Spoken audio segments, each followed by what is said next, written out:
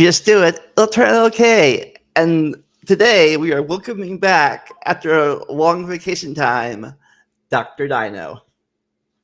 Yes, hello there, folks. Sorry that the series has been on pause for a while. I've been pretty busy doing field work out in Wyoming. Ooh. Have you found your own? Have you found your own species or genus of dinosaur yet? Well, I found a lot of dinosaurs. Not sure if any of them are a new species yet or not, but hey, who knows? Awesome. Alrighty. But today Any? we are getting back Yeah, sorry. to Go ahead. and I think you have the power to control this if you want to. I do. I do. Oh, that's fun. Oh, wait. Oh, did you download it from Google Docs or? Yeah, but Okay. I had some animations in here that oh, uh you want to aren't redo it gonna then? work. You can. I can just control it. Just a sec. Do. There's the share screen button. There. And would you mind just popping that up? 1 second. 1 second. Alrighty. And to the people in the chat, yes, more time in Wyoming. I'm thinking of staying here permanently, or at least for now. We'll have to see. Turns out you can do a little bit of field work during the winter as long as there's not too much snow. You can't dig in the snow. It's not a good idea to dig in snow. It's pretty easy for fossils to get lost in the snow. The cold makes them more brittle, and just thawing and refreezing is really bad for fossils. What water and ice are bad for rocks? That never heard of that before. Yeah, they're pretty awful. Let's see. Is there anything you want to talk about before we get started, or should we begin? Nothing really. Just if you want to donate to the channel, I have a PayPal, Venmo, and a Patreon down below. Want to buy stuff? We have wish lists. I should add yours if you have one or something to the description. But other than that, yeah, want to help help both our channels out? Just feel free to. We Yep, won't and say my no. channel is recently again remonetized. So if anyone has any dinosaur questions, feel free to send them in via super chat, and they'll get highlighted for us. Yeah, Make it real easy to answer.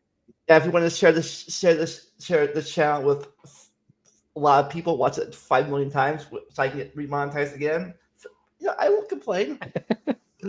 But in the meantime, be a bad thing. Let's get to some learning. All right. So today, in today's episode, we're going to be going over one of the more famous groups of dinosaurs, though you probably don't recognize them by name. The Thyreophora. At least the group name. The armored dinosaurs. Yeah, at least the group name. Once we get to the individual names, you might understand a few of them. Oh, there'll be a few people recognizing here. This is the group that includes animals like Stegosaurus and Ankylosaurus. Wow, I'm a paleontologist. My brain doesn't work sometimes. Oh yeah, right. I forgot to introduce myself. It has been a little bit. Should probably do that. I'm Dr. Dino, or Doc for short. I'm not an actual doctor, at least not yet, but I am a paleontologist. Again, doing work out in Wyoming. And I like to talk about dinosaurs and teach people about dinosaurs. So Vindalia and I started this little series. And yes, as Tap says, ice is bad for fossils in the same way it's bad for roads. Very bad.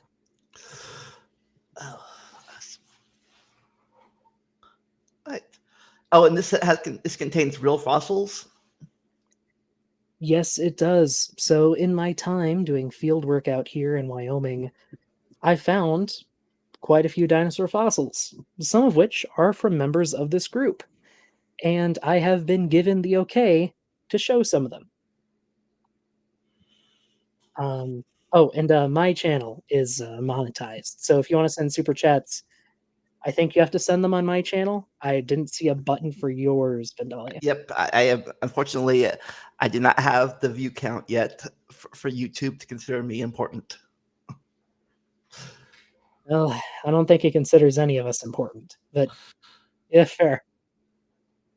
So if you want to send a super chat with a dino question, you can do that on my channel, or you can just at one of us and we will see it.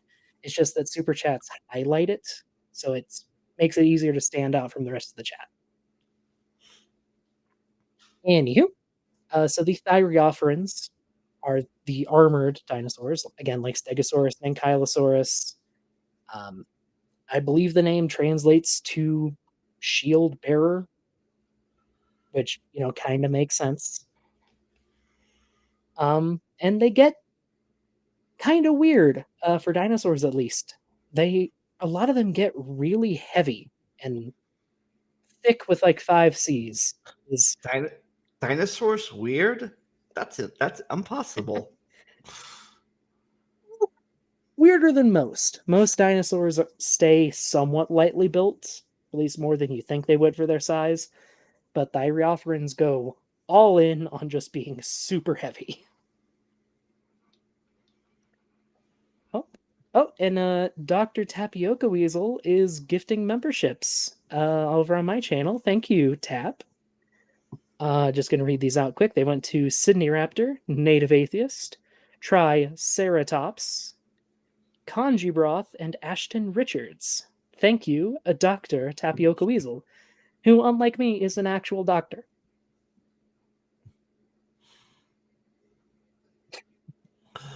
And all right, shall we begin? Sure. Alrighty. So, it has been a little bit since we've had these. Okay, I'm sorry, I was about to start, but from Rana K in my chat, I'm trying to remember where I heard ankylosaurs described as coffee tables with attitude. I don't think I've heard that description before, but that is entirely accurate. That's great. Anywho, since it has been a while, what is a dinosaur? Dinosaurs are a group within archosaurs, which themselves are a subgroup of reptiles. Which are a subgroup of Archosaurs, amniotes, which are a subgroup of vertebrates. true, but we're trying not to get too generalized here. Archosaurs are different from the other main group of reptiles, Lepidosaurs, by virtue of being, well, more upright in general. Even your average crocodilian still has a semi-upright gait. And they generally have a much higher metabolism as well. Not many archosaurs would have been what we call cold-blooded, whereas almost every modern reptile is. Though it turns out our modern crocodilians might be a really weird exception to that rule. But even then, they have a higher metabolism than other reptiles, so it's kind of funky. If you want to hear more about the crocodiles, check out our last co-op episode. We talked about them and the pterosaurs. That's right. And yeah, dinosaurs took over the world, as most people say, during the Mesozoic era, from about 220 to 65 or 66 million years ago. They were the dominant form of life on land. Some may have been semi-aquatic. We don't know any fully aquatic ones yet. Some learned how to fly, aka birds, and not birds, because of course dinosaurs had to evolve to fly multiple times, because of course they did.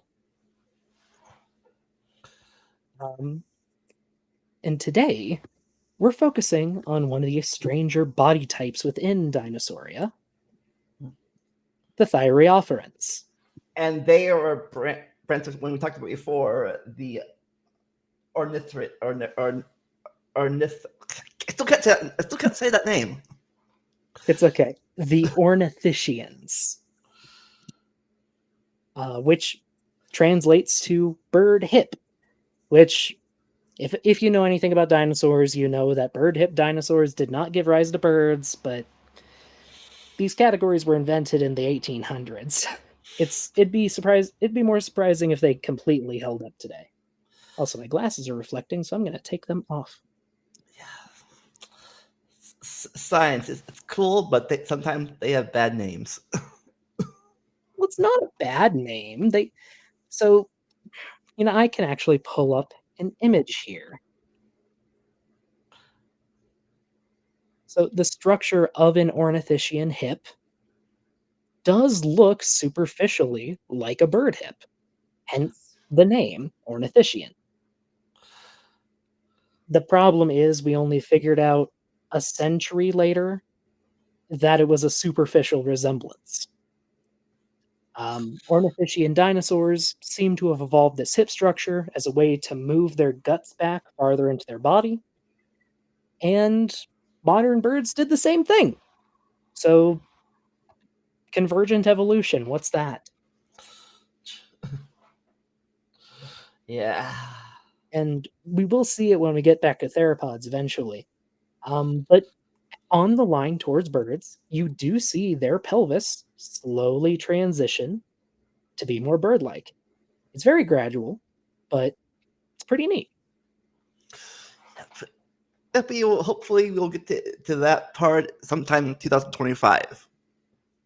Given our schedules. Oh, wow, I thought you were joking, but no, 2025 is next year. Why? I don't like that.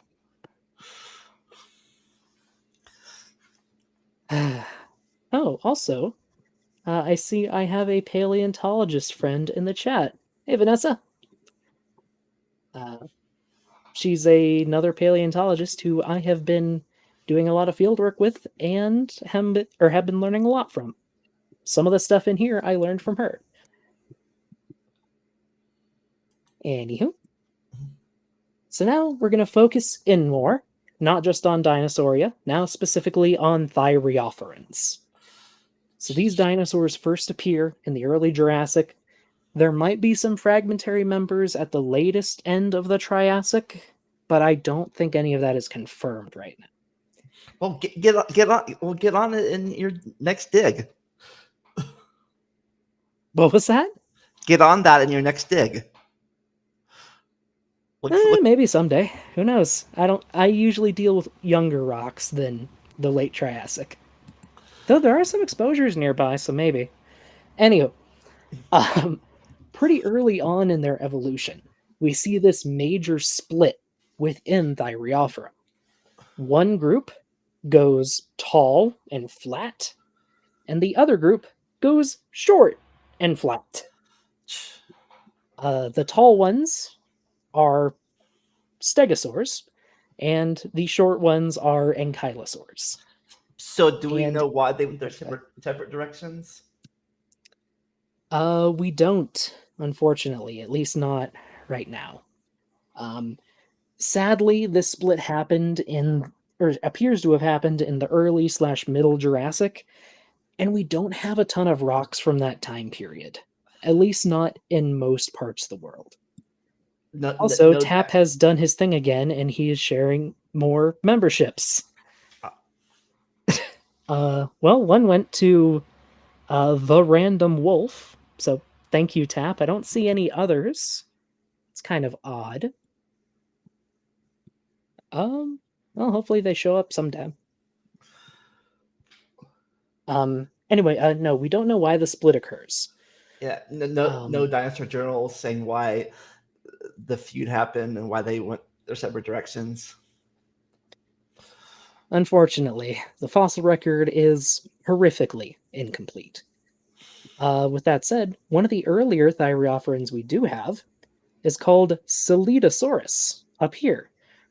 This depiction is from the game Prehistoric Kingdom. It's in early access on Steam, and they're doing a fantastic job of bringing all kinds of prehistoric creatures to life with just stunning degrees of accuracy. Genuinely some of the best dinosaur designs I've seen in any game ever.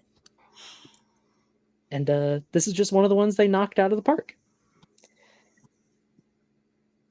Even so, with this Solidosaurus can be either. Even though it's one of the earliest members of the group we have, it's already super derived. It's already evolved a ton of the traits that continue through the rest of Thyreophora. It's covered in armored spikes, it's very low to the ground, and it has very short rear legs, even though it appears to have been a biped, which is kind of interesting. So this is before it decided to go back to its quadrupedal lifestyle. Yes, it appears to be. With that said, at least with the Stegosaur lineage, it appears that many of them still retained some bipedal abilities all the way to the end. Now, by some, I don't mean that they were running around on their hind legs, though I've heard they might have done that as babies. I don't know if there's any research to support that. But they could at least rear up, even as adults, even some of the later ones. Ankylosaurs, they really hunker down with the armor, so much so that they can't do that anymore. So, what are the closest group of dinosaurs to this group? To this group, well, let me go back a page. I will say that this is somewhat outdated, but for our purposes, it's still pretty decent. Sorry, this chart. Thyreophorans are probably the earliest branch of Geniosauria, So they're which like a includes most of the things we consider to be ornithischian dinosaurs. There are some very early things that split off beforehand called the heterodontosaurs, which we have talked about before. They're honestly little rat-like things with these big fangs that appear to have been covered in feathers. So Thyreophorans might have lost that secondarily, which is kind of interesting because we actually have some with beautiful skin impressions that don't show any feathers. So these are basically the first group that branched off from the old dinosaurs. After heterodontosaurs, yes. So they're more basal than like your typical duck-billed dinosaurs. They're more basal than your ceratopsians and more basal than your pachycephalosaurs. They branched off early and they went off and did their own thing. Well, they did a couple of their own things. One of these kind of sputtered out, the other lasted to the very end of the age of dinosaurs.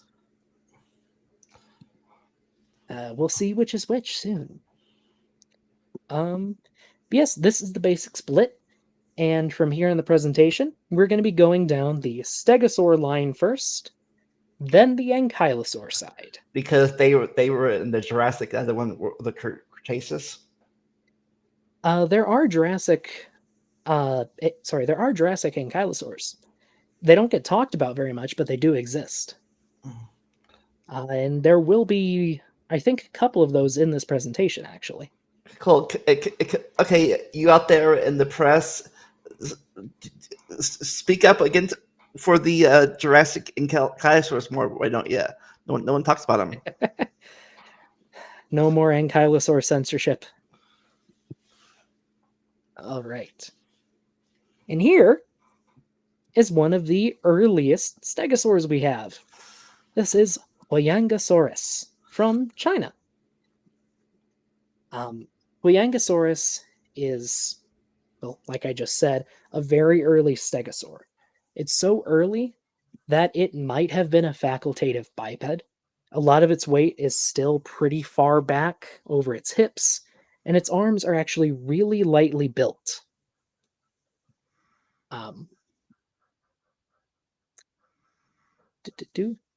We do know, though, that it had tall, thin plates on its back and a lot of spikes. Some of these spikes may have been over the hips. They may also have been shoulder spikes. We're not sure. I don't believe they were found in place. But we do know that it did have a lot of tail spikes. And you will see these tail spikes in every stegosaur, and kind of in some ankylosaurs. For whatever reason, this lineage decided to weaponize their tails, and some of them got pretty crazy with it.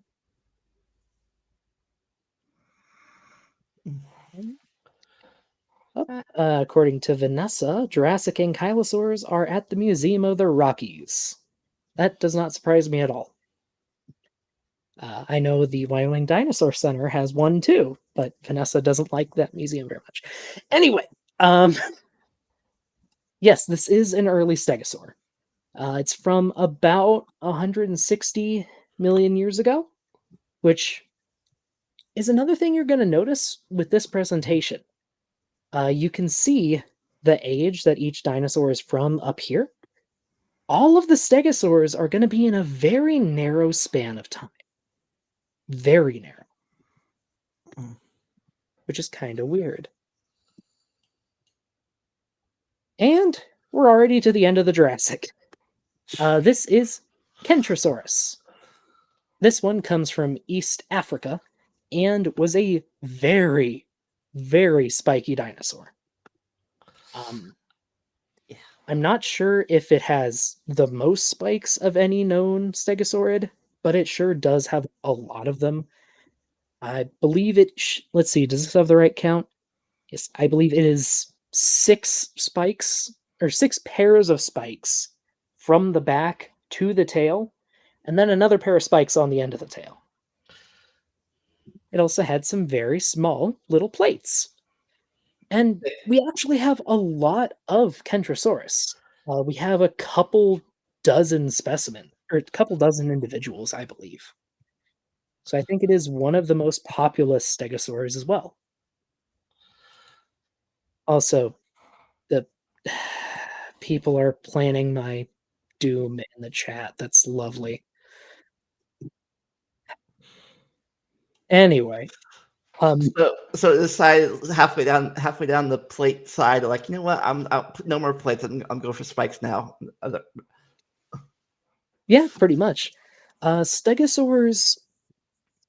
I haven't looked at the structure of the plates myself, but it appears to be that the spikes were really easy to turn into plates, and the plates were really easy to turn into spikes. And they just did it all the time. There's a bunch of stegosaurs that only have 4 spikes on the end of their tail. There's a ton that are covered in spikes. It just seems to be a super variable thing, which is really weird because these would have been super expensive to produce just biologically. These would have taken a ton of calories and a ton of resources. Oh, and that is a good question, Mark Agamotto. So Mark in the chat is asking if the plates were for heat transfer. Probably not. At least with stegosaurids like Stegosaurus specifically, their plates appeared to have been covered in thick sheets of keratin, the same stuff that makes up your fingernails. Keratin isn't really great at absorbing heat or transferring heat. It's kind of more of a biological insulator. That's why we have hair made out of keratin. So they weren't like... sorry, they weren't. So they were like the sails and the and like... oh god, Dimetrodons. So with Dimetrodon and early synapsids, there's a chance those might have been for heat transfer. Or they might have been a better chance, I would say, because we know they had at least some degree of skin between the sails. But we don't know for certain. They were all, those might have been for sexual selection, showing off. So with stegosaurids, it seems likely, at least to me, they were probably for display. At least the plates. The spikes were fully functional weapons, and we have fossil evidence that they were used as such. I wonder if they used more for defense or more for competing against other stegosaurs. I mean, could be a combination of both, honestly. I don't know. I mean, like I said, there's a lot of stuff in the fossil record we just don't know, but usually when animals make big, flashy structures, they use them to display. I mean, why would you build a billboard if you're not going to put an ad on it, right? Yeah. Um, and this is also another stegosaur, a much later one that might have been a facultative biped. There's been a lot of research put into Kentrosaurus since we have so many animals, and it seems to have been very much able to just rear up on its hind legs and maybe walk for short periods of time. Now, that could have just been for getting food, it might have just been for the males when it came to sexy time, but it appears it was easy for them to rear up, which is kind of interesting. It's not something you see very often. There's a lot of stuff you don't see depicted very often with Thyreophorans. Um, Tapioca has a oh, question. okay. How many does Kent reference Kent? Oh, never mind. Never mind. I lost the pun game. Thank you. Thank you, Tap. Um anyway, if you're interested in learning more about Kentrosaurus specifically, I have a second channel with a few other paleontologist friends where we talk about dinosaur depictions in media. And we have an episode on Kentrosaurus. I've given Vandalia the link to this presentation. I'll put the link in my description as well. If any of you are interested in seeing that video, check it out. We go pretty in depth. I think we talk about it for like 40 minutes.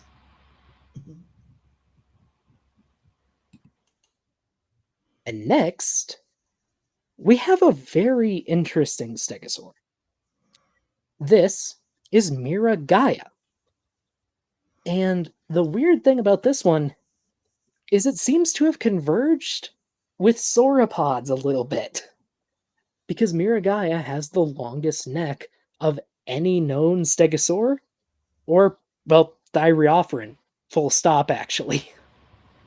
Um, okay, and no, Tap, Kentrosaurus is not named after Kenthovend. I gotta nip this in the bud. So, Kentro here is an alternative spelling of, I think it's Latin, centro, Centro.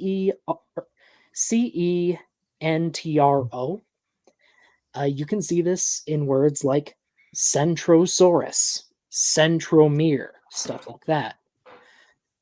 Kentrosaurus got the alternative spelling because Centrosaurus, another dinosaur, was already named, and they didn't want to change the name, I guess. It basically just translates to spiked lizard. And yes, Doctor Dino is a parody of Kentove, and yes, Tap, you know this. Wait, why are you... Tap, why are you trying to send Vanessa a massage gun? What are you doing to me? Okay, Miragaia. Miragaia. So, unfortunately, this stegosaur is also kind of fragmentary. We have the neck, we have some limb elements, and some other vertebrae, and I believe we also have a couple of tail spikes. But beyond that, we don't really have a ton of it. And it's listed on here as potentially or possibly dubious because some researchers have argued it should just be considered another species of another stegosaur called Dawcentrurus, which is hard to say. Mhm. But I don't know where that research is going to go eventually, so I just put it in here because the neck is neat. And I really like the name.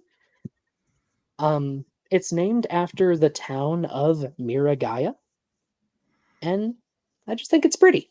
So, in in Portugal. Yes. So we've gone all over your races so far. We have China, Africa, and Europe now. Yes. I believe stegosaurs are known from every continent. Well, actually, no, they're known from Asia, Europe, Africa, North America. I don't know if there are any known from South America, Australia, or Antarctica. So none in the marsupial group of continents. None that I know of. South America and Antarctica, I wouldn't be surprised if they showed up. Australia is a bit weirder. A lot of dinosaur groups seem to have never made their way over to Australia. Let me just double check. Do do do do do do do. I'm just curious if there are any South American stegosaurs, and I'm just blanking on them.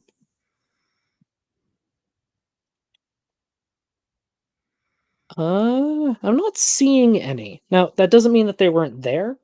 I know we do have ankylosaurs from South America. But I don't know. Maybe that's why the marsupials migrated there to get away from all dinosaurs. Well, there were still dinosaurs in Australia. I just don't know of any stegosaurs. We will actually have an Australian ankylosaur in this presentation. A really beautiful one, actually. And a South American ankylosaur. And now we get to the big one. Everybody knows this dinosaur. This is Stegosaurus. There are a few species, actually, which are kind of interesting. Stegosaurus is a Bone Wars dinosaur, meaning it was discovered during the Bone Wars in the, I believe, late 1800s, led by Edward Cope and Charles Othniel Marsh, if I can remember the name. It was Othniel Charles Marsh, I think. Anyway, a pair of paleontologists whose names will appear again, especially when we talk about sauropods.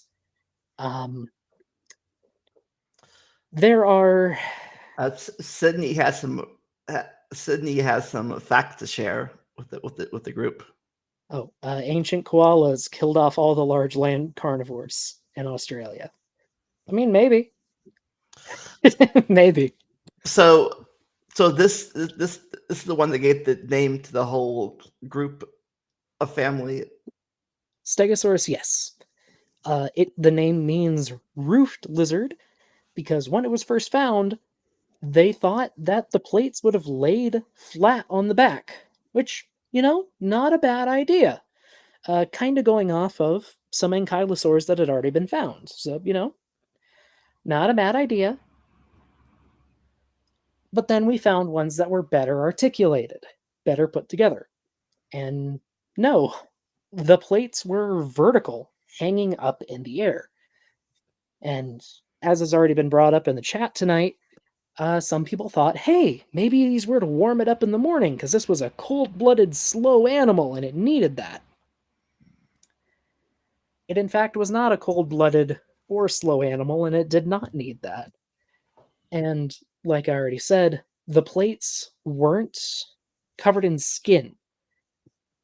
They didn't really get much blood flow on the surface because they were covered by thick chunks of keratin.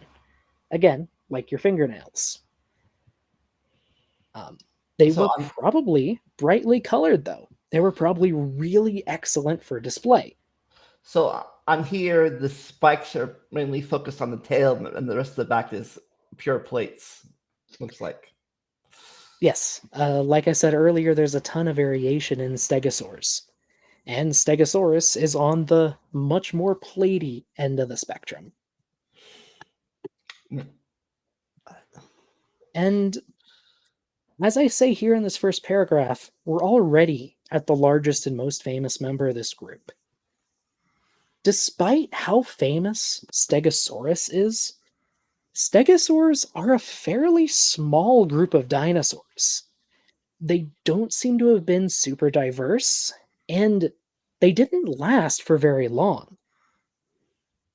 They appear to have died out in the early Cretaceous, which is kind of weird because most other groups of dinosaurs last at least closer to the end of the Cretaceous. It's really odd. And we're not sure why they went extinct. Some people have proposed that they were outcompeted uh, by um, by like evolving duck-billed dinosaurs or ankylosaurs. Some people propose that there were some massive climatic shifts and it just wreaked havoc on them because of how they were built. We don't really know, and it's unfortunate. And I know Vanessa in the chat thinks that evolution just kind of gave up on them, but I don't think evolution works like that. Yeah, this real fast. This dinosaur is in a lot of memes. With I seen where they say T Rex lives closer to you than did to this guy. That's true. You can see on the little time span up here, the Cretaceous is about as long as the Jurassic and Triassic put together. Well, it's a little shorter than that, but it is the longest period. T-Rex lived all the way here at the end, about 66 million years ago. Stegosaurus lived about 145 to 150 million years ago. So about 80 to 85 million years before T-Rex. So we're 20 million years closer in time to T-Rex than T-Rex ever was to Stegosaurus. So if you ever see a movie with them together, what's this Jurassic Park? It never happened. Yep. Let's see. What's that sequence in Fantasia that has a bunch of dinosaurs mixed together? I think it's something spring. I don't remember what it's called, but it's I think it has a Stegosaurus with a T-Rex, and this was before we knew T-Rex had 2 fingers, so it has 3. I think there's also one. Wasn't there one in the King Kong movie too? I think one of the old kaiju movies that had them meeting. I think. Yeah, I think one was in King Kong, but to be fair, King Kong it's not trying to be scientifically accurate. And yeah, Vanessa is reiterating her opinions. Yep. Oh, you've dug 2 of them up. I didn't know you dug 2 of them up. You'll have to tell me about those. Anywho, Stegosaurus, despite being the most famous stegosaur, is not the last one. And I forgot about this. Great, good job, me. In my time out here in Wyoming, I found bits of stegosaurs, bits of a stegosaurus. Right here in my hand is a chunk of plate, chunk of a stegosaurus plate, about this big. Do we know if it's near the front or near the back plate? I have no idea. It is a tiny chunk of bone, smaller than a potato chip. But even so, you can see the really deep grooves in it from blood vessels that would have fed those huge keratin sheaths. And then up here in this corner, in the same formation, is a cycad that Grayson and I found. Grayson, based theory, friend of the channel. Those are his boots up there. But yeah, we found a bunch of cycads out here while we were looking for dinosaurs. And I think this one was like 50 feet away from where I picked up this chunk of plate. Anyway, speaking of one of the last stegosaurs, we have Werehosaurus. So this is a smaller stegosaur from the early Cretaceous of Central Asia. It's been found in China and Mongolia. Apparently, we have quite a few specimens, though I've never seen more than a few. I don't know if they just haven't made it over to this side of the internet yet or what. But it's possibly the last stegosaur, and it still lived about 130 million years ago. So, still farther away in time from T-Rex than T-Rex is to us. It looks like this one that is going back into the bipedal a little bit. The art just has it rearing up. Okay. Like I said, stegosaurs were still able to rear up pretty easily, even towards the end.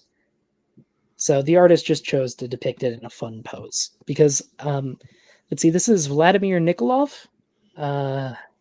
I got this off of his DeviantArt page. I forget what his DeviantArt handle is, but he's got some fabulous art actually.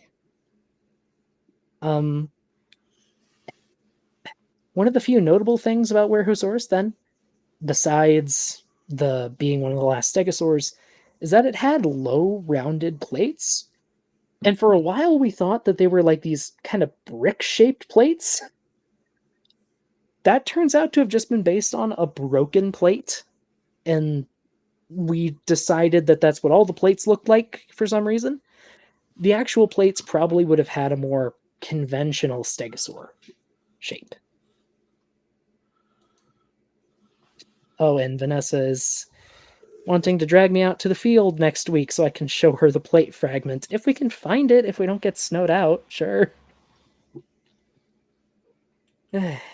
Anyway, later. She is moving, so she is busy. What's later then? Oh? Well, she's probably already left. But anywho, so this is Werhosaurus, and this is the last of the stegosaurs for this video. And the last of the stegosaurs for any video, sadly enough. I wish they were more diverse. I wish there were more of them, but sometimes evolution just has a dead end. It's unfortunate, but it happens. The next group, however, is extremely successful. To make use of an analogy I heard yesterday, ankylosaurs are the brother that went to Harvard. Stegosaurs are the brother that died in a meth lab explosion in their 20s.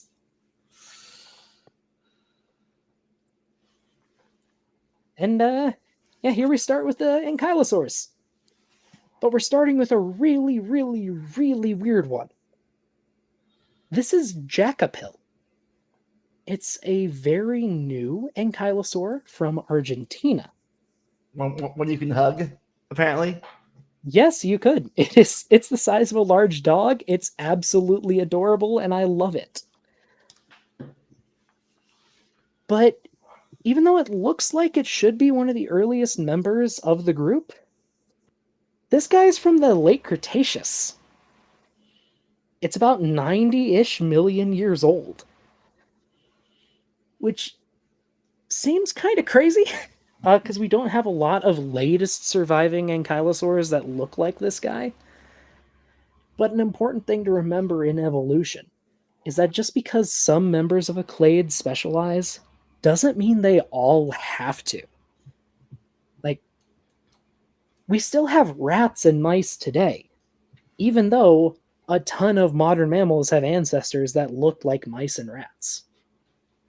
Some things just stay consistent because they work. And apparently, these little guys worked. And yeah, I don't know. I love Jacopil. I'm not sure why. It's just one of my favorite dinosaurs. And it's absolutely adorable. Like, just look at this guy. Look at this guy. He's so handsome. Also has super tiny arms, which is kind of interesting. So we are bipedal again. Yep. These are definitely not rolling up in their hind legs. You're definitely.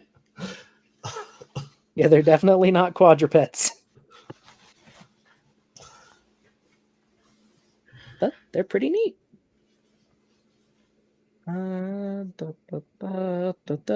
Just checking something.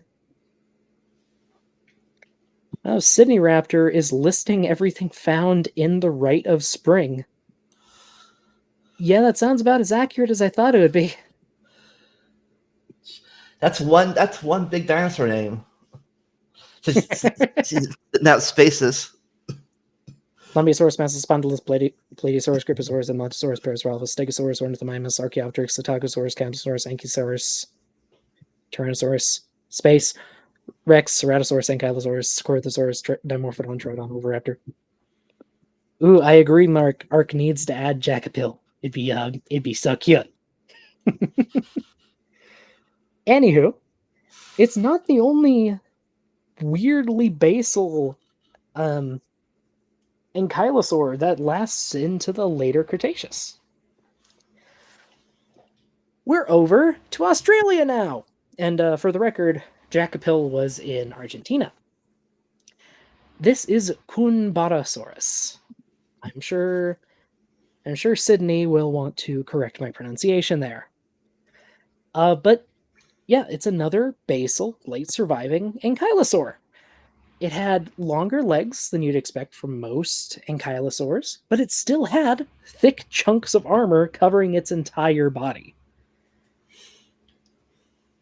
And it's also the first of a trend that we see with ankylosaurs. They tend to go one of two ways. They will either be immaculately preserved, like just perfectly. Every bone is in place exactly where it would have been in life. Or they'll just be tiny little chunks scattered all over everywhere and you can barely tell that they're bone. Somehow we get both in the same clade. Fortunately, Cunbarasaurus is one of the pretty ones. Would this wildlife want you dead? No, this wildlife is friend-shaped. It's the size of a large sheep. This wants to be your friend and would be a fantastic pet. I don't know. Sheep might want you. See, I don't know. Sheep can be a little. I know sheep might want you dead. Nah, this one's a sweetie pie. Speaking of which, this is Stegosaurus. We're back to South America. So, so an Ankylosaurus that decided like he likes the other name better. I mean, that's the joke. I like the name. It's kind of cute. Stegosaurus, I forget what its species name is. Let me check. Excuse me. Stegosaurus elengasen. So the elegant roofed tail. This is a tiny ankylosaur, the size of a small dog, with a battle axe for a tail. Because of course it did. So is that thing skip the tail or more back armor? That's the tail. Let me get another visual. If I can spell its name right, somehow I always manage to misspell it. But yeah, that's the tail. It is absolutely adorable, and I love him so much. Oh, I forgot to ask. As far as we know, these are all mainly all this whole clay is mainly plant eaters. No meat eaters in this group. Both stegosaurs and ankylosaurs are completely herbivorous, as far as we know. Like with all herbivores, they might have munched on some meat on rare occasions, but they were built to eat plants. They weren't built to chase anything down. Though they could probably kill pretty well. And yeah, this is Stegosaurus, and again, it lived in the really late Cretaceous, about 70 million years ago. Despite it being one of the most basal things in this entire presentation, it survived all the way to the end. I apparently something about their body just worked. They probably would have lived a lot like sheep, to be honest. Calling Kumbarosaurus a sheep probably isn't very far off. They probably lived in big herds, and that's probably what kept them alive for so long.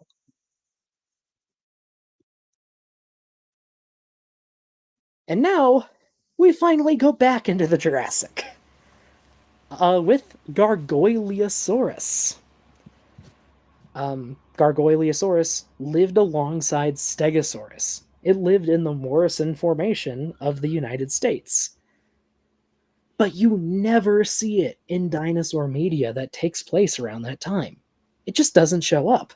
They always focus on Stegosaurus, Allosaurus, Brachiosaurus, or Apatosaurus. But this guy should be everywhere. Again, come on, press. Share the love. Go get the press out. What's that word? Advertise. Yeah, advertise the little spiky guys. Stand up for the spikes.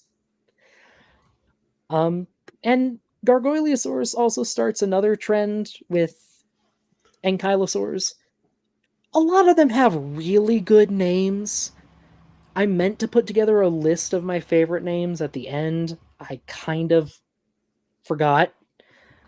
But we'll go through some of the names at the end because they're just fun. They're great. And I agree, Eddie McCoy. A lot of them look like Pokemon. Like you could just plop this into a Pokemon game and it would fit perfectly. Or Digimon. Yeah, probably. So who are the people? Who are these guys trying to eat our friendly dinosaur here? Those are Allosaurus, which I'm not sure how many episodes since we get to Allosaurus, but Allosaurus is a bastard. He's a bastard man. And actually, on that other channel I was talking about earlier, we have an episode on Allosaurus too. It's our best performing episode. So that was fun. We got a question. All you really need to know about it is that it fought with everything. And I do mean everything in its environment. What the? And they were not afraid to die. Which one? What's from the defender or the attacker? Everything. The attackers, the Allosaurus. Anyway. So now we're back in the Cretaceous. We have a question. Oh, we do? Yeah. Who names these dinosaurs? Nerds. Paleontologists are all massive nerds, and we like to have fun with the names we make. You can see that with Gargoyleosaurus here. I mean, Jacopil is a fun name. Dracorex, which I see Mark Reed in the chat. I know he's had to deal with creationists talking about Dracorex before, just because of the name. There was one I debated. There was an ankylosaur I debated putting in this presentation called Dracopelta. The name means dragon hide. That's so much fun. Paleontologists are massive nerds. It's what we do.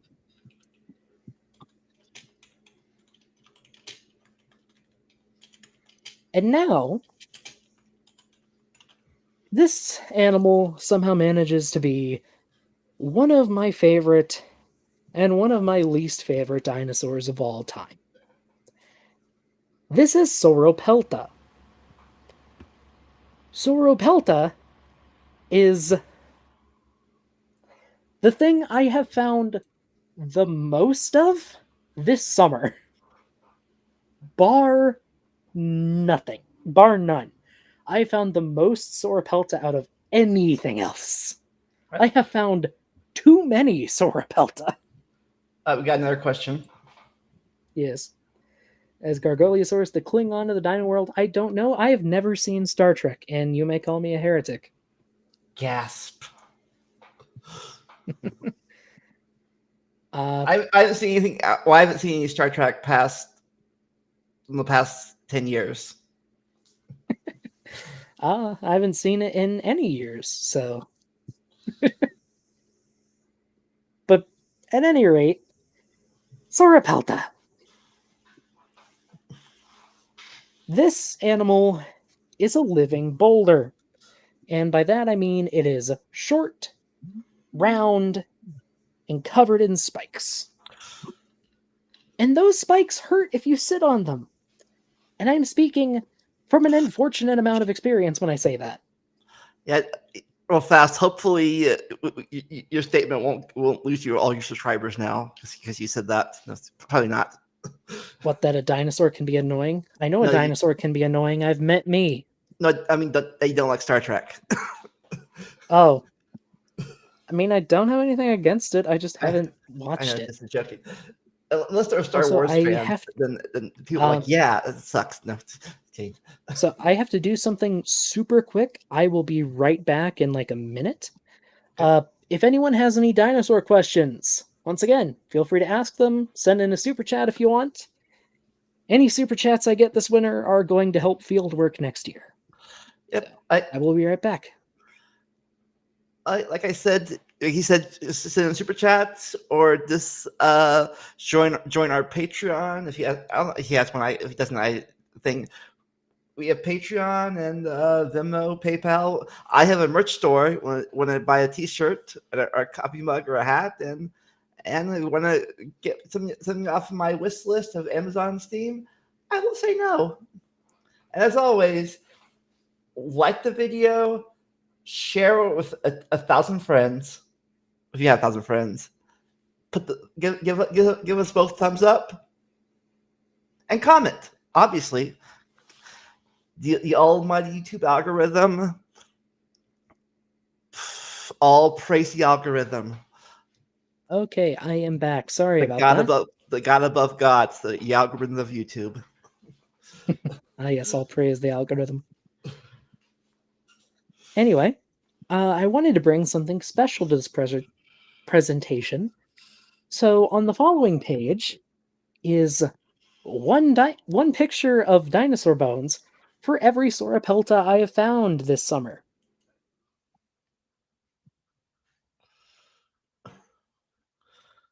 I found 6 of these things. It's too much. They're too spiky. They get everywhere. Did you take all these pictures? Yes, I did. Yes, I did. And I'm gonna exit the presentation super quick so we can zoom in on the pictures because some of them are kind of neat. So starting up here is one of the osteoderms, one of the chunks of armor it would have had in its skin.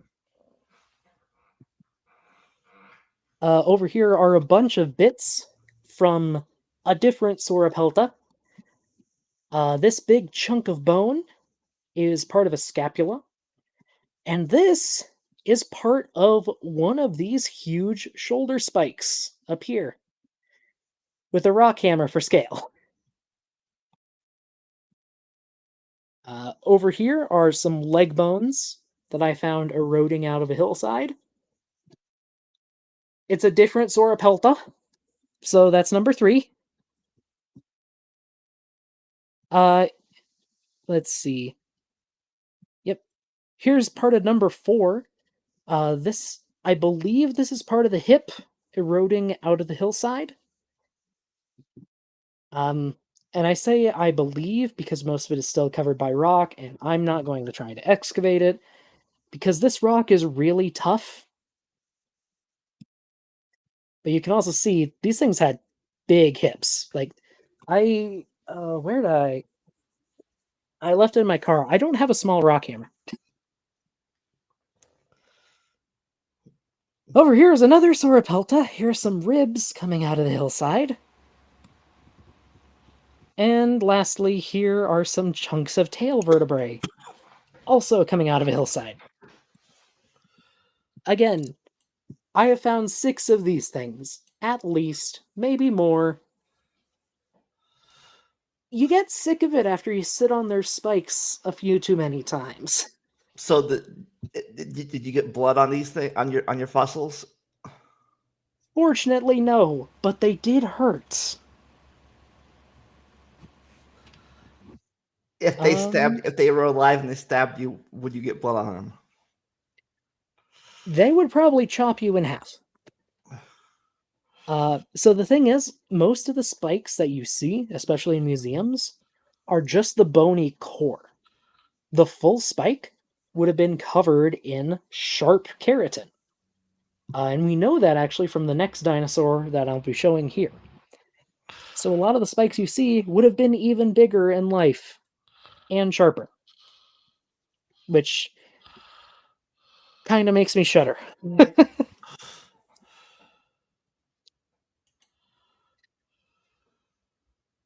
But yeah, trauma. Also, Mark Agamotto says I have great choice in tools.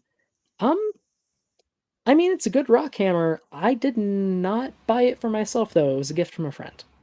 But I will let them know. Anywho, this one is a special one. I've shown it on streams on my own channel before because I cannot get enough of this dinosaur. This is Borealopelta, and we only know it from one specimen, but it is one of the most spectacular fossils that has ever been found. So, for a bit of background, this dinosaur was found in an oil sands mine in a marine deposit, which is really weird because this was not a marine dinosaur. It's what we call a bloat and float. That's what happens when an animal dies, usually near a river, falls in, and then floats out to sea. Now, because this is an ankylosaur and the upper half of its body is covered in really heavy, really tough armor, it would have floated out on its back. And big ocean going predators wouldn't have really been able to get to its meaty underbelly very well. So it just floated out like a plate with food on it. Until eventually it popped and sunk to the ocean floor. And it sunk down back first, and it became one of the most well-preserved dinosaurs. Now, I'm not even say that. One of the most well-preserved fossils that has ever been found. And I'm going to zoom in on some images of this. Well, I'll just get the actual image here.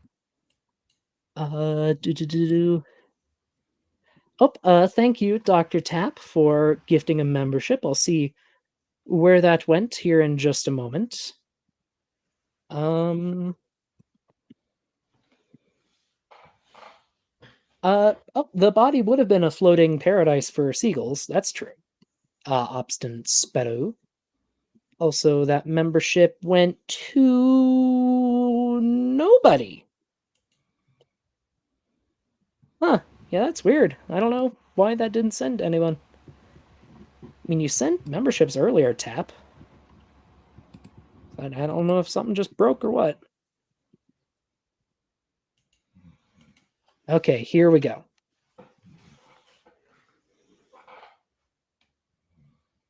So this is a fossil.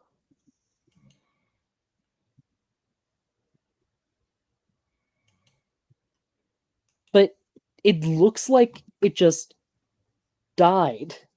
It looks like it just died.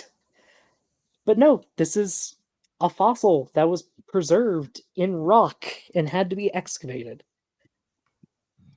This skeleton is so well preserved. We know what color it was.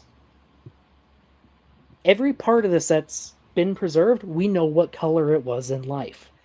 This dinosaur was a beautiful rusty brown. It has keratin perfectly preserved covering the spikes on its body. So much so that we can just take them off the bone and see how much extra keratin is there. And we can Oh, see that those spikes darken toward the tips. So we know they aren't just monotone. real fast. I Yes? think Tapioca brings a good point. That's probably why he can never gift me a membership to either this channel or the Maya's channel, because I think I have a brand now. That's probably why why I cannot accept YouTube gifts memberships. Huh, I Maybe. don't know.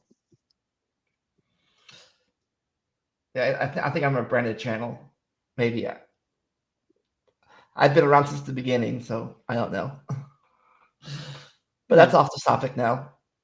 Also, wait, I just gotta check something. Uh, Tap, are you trying to gift memberships at my second tier? I didn't know you could gift memberships that high.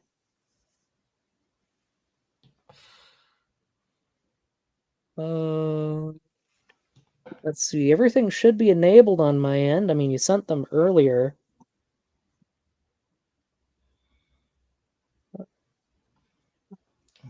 Yeah, no, they should be working. I don't know why they're not.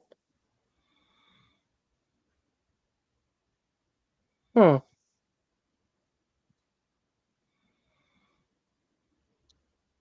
Sydney Raptor's right. You need to have your account set to receive memberships. I don't know. Don't know how you set that up. Yeah. Okay, Tap's trying again. Um, Does it only does it only let you gift at the lowest tier, Tap? Because at least from what I'm seeing, you're trying to gift what was it? Associate Wings. Have you tried the unaccredited Nuggets tier?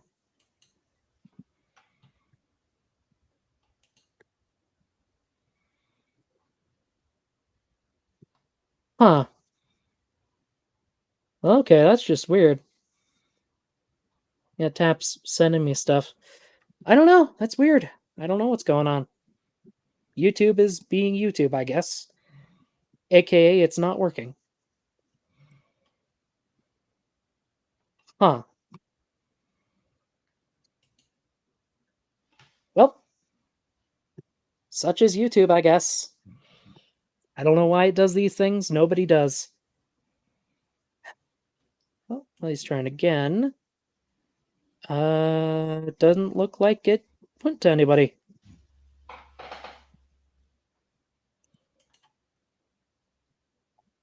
I mean, I appreciate you trying to send them, Tap. If they don't go to anyone, I hope you get refunded for them. At any rate, this is what Boreal Pelta would have looked like in real life. These are the colors that its body has preserved, which is absolutely incredible to me, to be honest.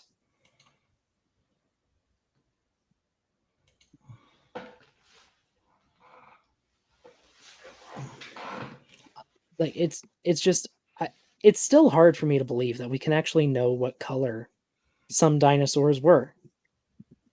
Like growing up, I always thought that was something that we would never know, but we do. We do now, at least for some of them.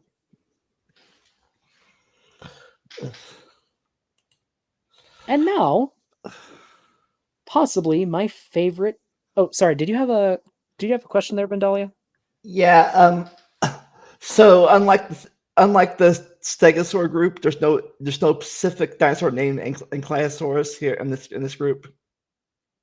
Uh, there is. Ankylosaurus is a dinosaur. It's still a valid dinosaur. I just decided to not put it in the presentation because everyone knows Ankylosaurus, Okay, and I didn't have a shortage of Ankylosaurs to use. just want to make sure. Just want to make sure that I there was a name called that. What is this? This group name, and there was a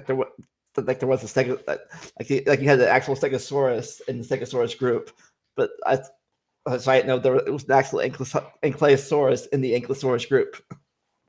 Yes, and actually, I can show it really quick. Like I said, it's not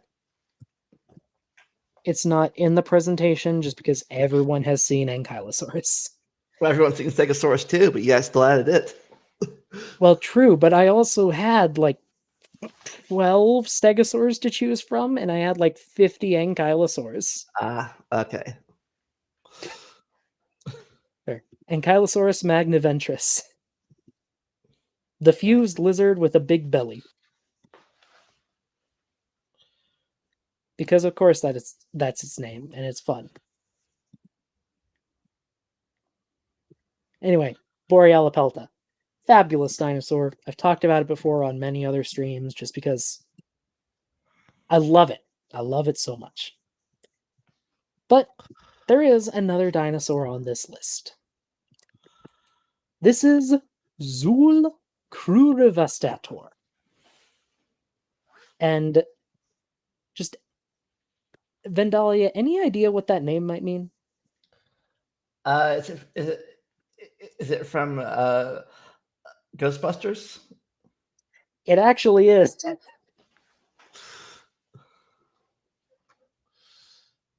The species name, which this is the only species name on this presentation, its full name translates to Zool, Destroyer of Shins, which is just absolutely fabulous. Zool is known from, I believe, just one still extremely complete specimen. It was found during another dinosaur's excavation. They removed some rocks above or on the hill above just to get, at their animal better, and they found a new dinosaur. And the really special thing about Zool is that the specimen we have has injuries. It has impact injuries on its sides. From its own kind. That seems to be the most likely cause, yeah. So we have preserved in this animal evidence of social behavior, that they fought each other. And that's just not something we get in a lot of fossils, unless it's something really obvious, like tooth marks or claw marks. But no, with this guy, we just have evidence of two of them standing side by side and whacking each other in the sides. We have another question. Great. Where's Gozer the Gozerian? I don't know. I just love this name, and I love this guy. That is the end of the dinosaurs in the presentation. But I did want to just shout out some other fun ankylosaur names, if that's okay. All right. Because there's a lot of them.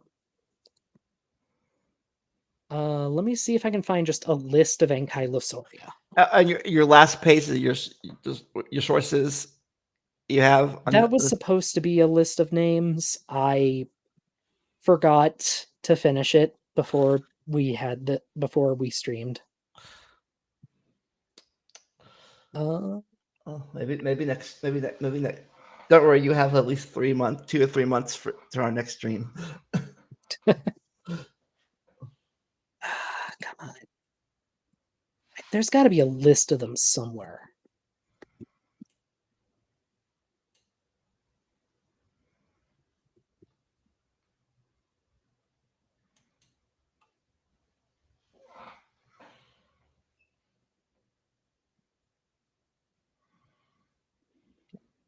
Well, we'll just go with Wikipedia. And apologies the knowledge of all scientific knowledge. Yeah. So there's a bunch on here. There's Stigoros that we looked at earlier. There's Antarctopelta, the armor of the Antarctic, which I kind of like that. There's Gargoyleosaurus, Gastonia, Panoplosaurus here, which I think is just shield lizard again. Hoplitosaurus, after the hoplites. Sauroplites. Come on. One of my favorites. This one called Animantarx. The name just translates to walking city, which I think that's pretty cool. Let's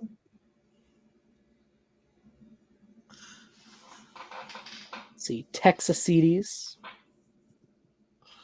Atagapelta. And real Here's a fast, fun one. Tatonkacephalus, can you scroll up a little bit? the bison head. What was that? Can you scroll up a little bit? I saw something.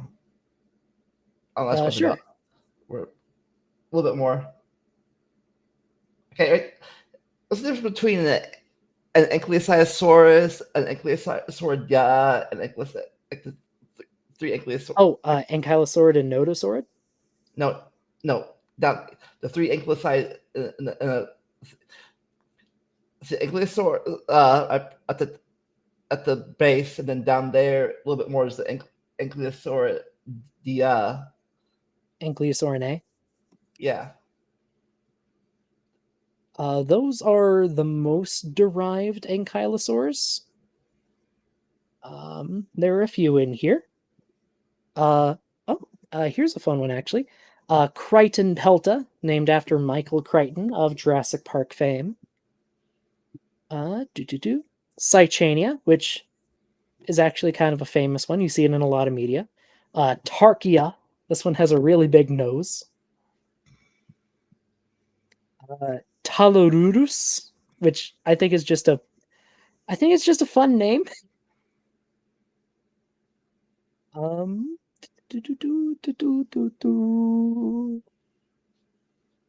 there's a few others. Right. While we're looking at this stuff, you want to advertising up on your channel? I mean, I'm working on a few things. I've kind of got a second job now for the winter to try and make some more money, so I've been really busy. But I am trying to find time to make new content when I can. Nothing specific at the moment, though. How about you?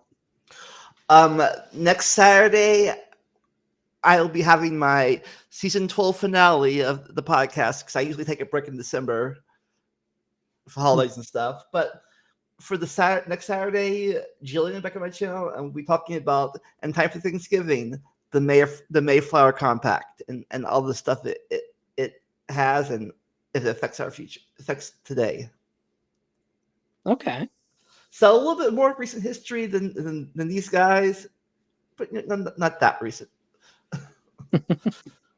Oh, also, hey, look, here's Stegopelta. That would never get confusing.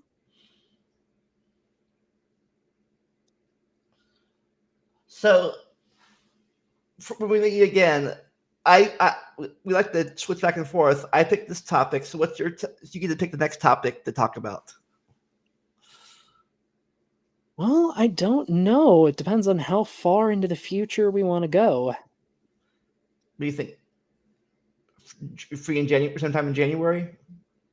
Oh, I was meaning like with the next group, like how far you wanted to go. Since we're in the Jurassic, we could do Ceratopsians next, actually. All right. Keep it the Marginocephalians from the Jurassic to the Cretaceous. That could keep be it fun. in the Ornithian family. Ornithischians, yeah. But I think that's all for my end. Does anyone in the chat have any last questions or anything? want to chat about? If not, I think we're pretty much good. All right. Speak now and forever hold your peace. And, while we wait for them to respond, I'm gonna have some tea that I've meant to be sipping on through this, but I forgot. And yes, I am drinking it right out of I forget what it's called. The thing you make tea out of. Kettle, pot. Yes.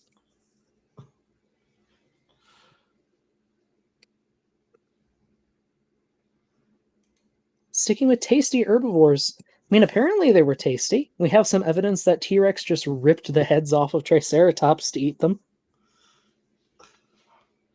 Yep. Definitely, those two definitely hang out together, like the Stegosaurus. Well, they definitely didn't get along, at least. Also, Mark is saying, just asked a question. What Anki is the classic layman's Anki, the one featured in kids' books? That would probably be Ankylosaurus. Which I'll just pop this up again. This is your default Ankylosaur that everybody knows. So its spikes are on the side, not on its tail. It did have spikes on its tail, too. Oh, not this one at least. At least I think that a lot of Ankylosaurids did, regardless of if they got tail clubs or not, is they would stiffen the ends of their tail and line it with spikes. So even if they didn't have a club at the end, they still had this giant pole, this giant spiked pole that they could just swing around. And apparently, they're pretty good for defense. Rana is asking, is there any possibility of helping out as a volunteer in the future? All I will say to that is maybe. And I know that sounds non-committal, but I don't know what all is happening next summer.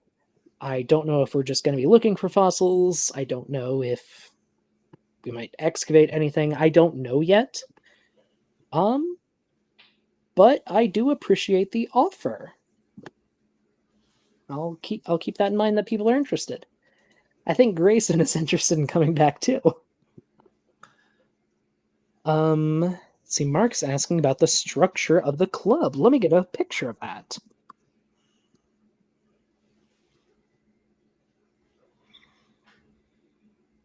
So Ankylosaurus has a kind of weird tail.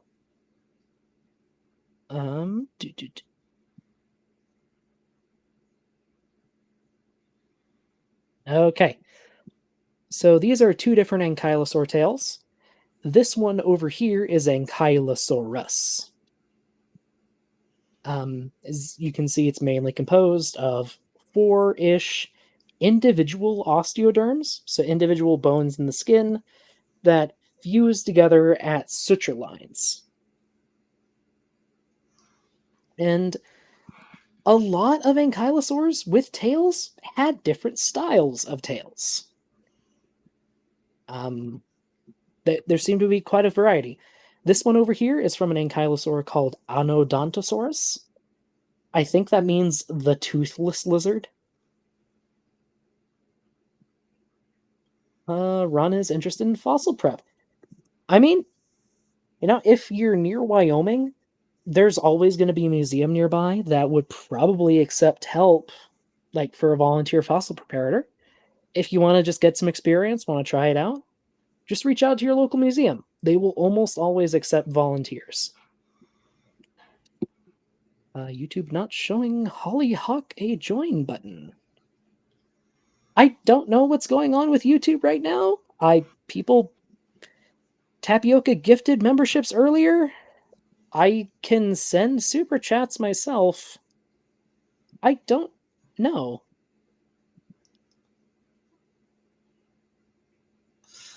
hopefully we'll figure this out but when we get to our Ceratop section in a month or two. Hopefully. Also, I'm trying to gift memberships too. Let's see if that works.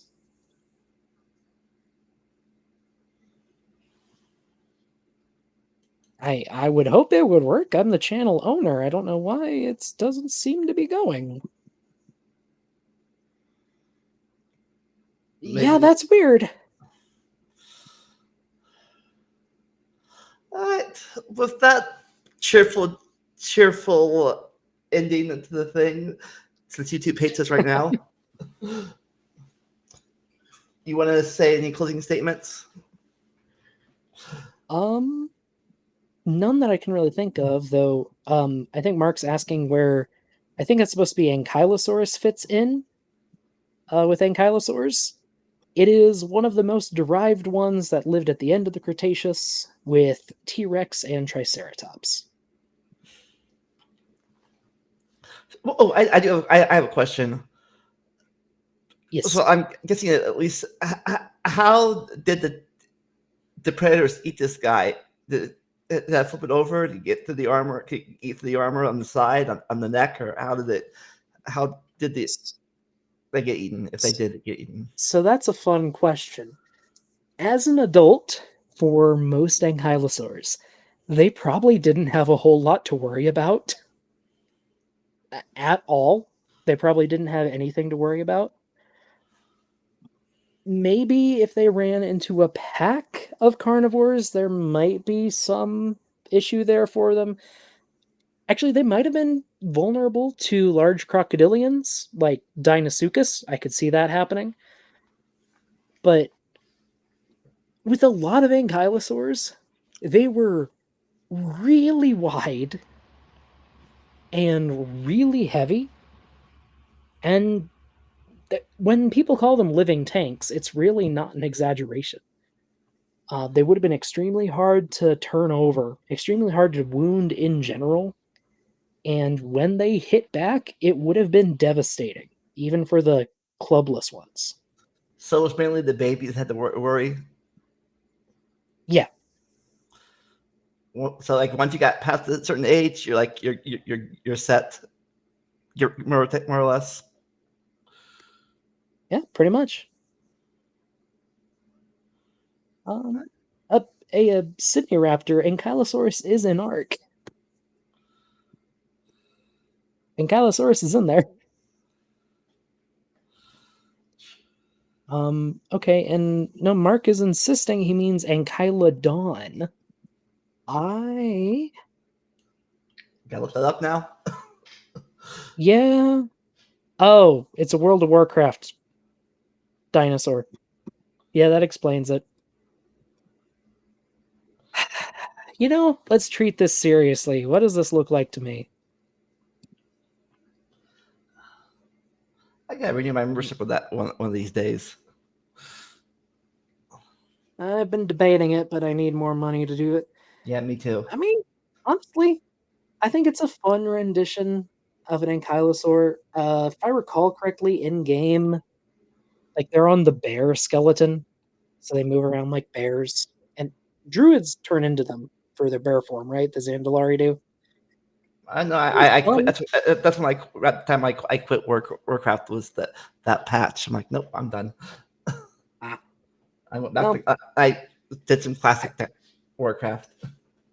that's fair. I don't know. I think it's a fun rendition. Like they're not trying to be accurate with it. It's just fun. I give it a B. Well, we will keep you updated to when we were doing this episode, future episodes. Okay, wait, maybe that's not the one he's talking about.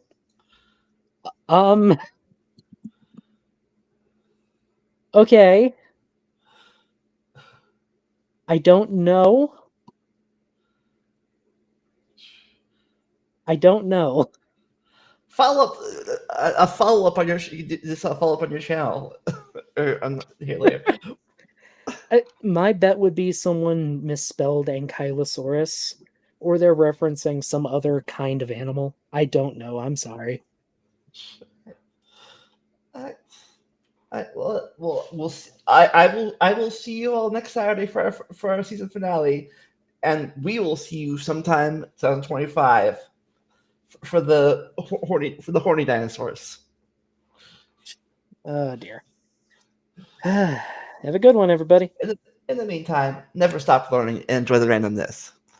Bye.